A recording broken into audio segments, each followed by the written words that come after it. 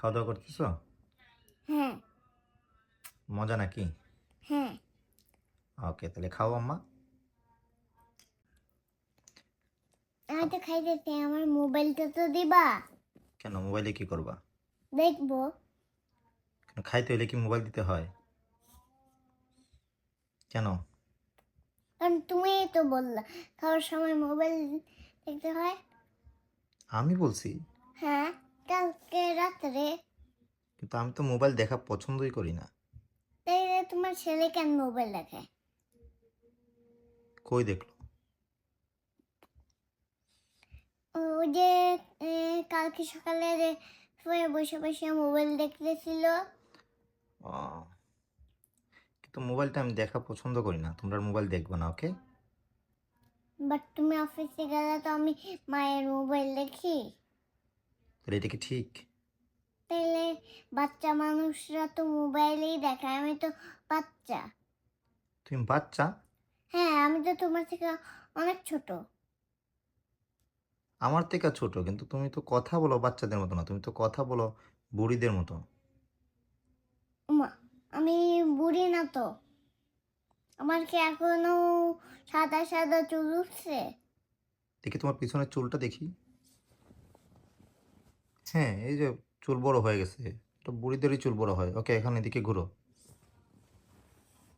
না, বুড়িদের তো সাদা সাদা চুল হয়, আর আমার তো কালো চুল।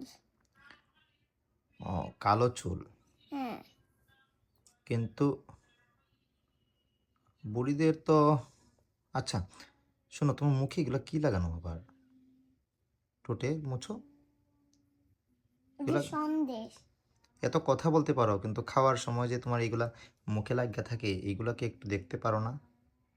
ও আমি কি জায়গায় কি চোখটা লাগানো আছে যে আমি সব কিছুই দেখতে পাবো? তাহলে আয়না তো আছে, আয়না থেকে এত দেখতে পারো। আমি তো ছোট, আমি তো আর ওইখানে উঠতে পারবো না। তাহলে তুমি উঠতেই পারবা না? হ্যাঁ। তাহলে কি করতে হবে এখন?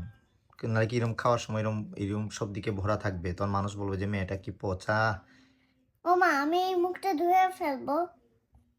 তো এখনো তো ধুইলা না। তুমি তো আমাকে ধুয়ে দাও নাই। ও, আমার ধুয়াইতে হবে, তুমি ধুইতে পারো না? না। কিন্তু এত কথা বলতে পারো তুমি। তাইলে তুমি আমাকে এত প্রশ্ন কেন করছো? একটু কম প্রশ্ন করো। ওহ, ও, তাহলে দুষ্টা কি আমার? হ্যাঁ। তুমি একটু কম উত্তর দিলেই তো হয়। আমি কেন কম উত্তর দেব? তুমি তো বেশি উত্তর দিচ্ছ। তাইলে তাইলে আমি কেন কম উত্তর দেব? তুমি কম উত্তর দাও। না, আমি তো তোমার জিজ্ঞেস করতেছি। জিজ্ঞেস করার কি আছে? ও, জিজ্ঞেস করার কিছু নাই? না। আচ্ছা, কথা হচ্ছে এটা না। তুমি এখন ঘুম থেকে উঠলা, হ্যাঁ। মুখ টুক ধুইলা, হ্যাঁ, তো কি হয়েছে? খাওয়া দাওয়া করছো। হ্যাঁ। তো এখন ললিপপ খাওয়ার কি দরকার? তাইলে ললিপপটা কি পইরেই থাকবে? তো পড়ে থাকো, পরে খাবা। তোমার তো আরো অনেক কাজ আছে, ঠিক না? আমি কি আর বড় মেয়েদের জন্য কি আবার রান্না করতে পারি? আমি তো, আমার তো কোনো রান্না বাটির আসল জিনিস নাই, তাহলে রান্না কেমনে করব? আচ্ছা, আমি রান্না করার কথা বলিনি, আমি বলছি তোমার তো পড়াশোনা করতে হবে। পড়াশোনা আমার ভালো লাগে না, আমার মোবাইল ঘাঁটতে পছন্দ হয়। পড়াশোনা ভালো লাগে না? তাহলে তুমি কি, মানে ভাইয়ার স্কুলে কি ভর্তি হইতে চাও না? আমি প্যারিস, আমার পছন্দ হচ্ছে প্যারিসের। ঠিক আছে, ওইখানেই ভর্তি হবা। তো এখানে ভর্তি হলে তো পড়াশোনা করতে হবে। মিস যখন জিজ্ঞেস করবে, জিয়ানা তুমি কি পড়াশোনা পারো কি না, তুমি কি এবিসিডি পারো কি না, তো তুমি কি বলবা? বলবো আমি পারি। না পাইলেই, না পড়াশোনা করেই বলবা পারি? আরে আমি টিচারের কাছে তো ভালো স্টুডেন্ট হব, তাইলে আর কি সমস্যা? তো পড়াশোনা না করলে তুমি ভালো স্টুডেন্ট কিভাবে হবে? আমার আমার প্রশ্নটা তো হচ্ছে এইখানেই। তাইলে এ, তাইলে তুমি হুম।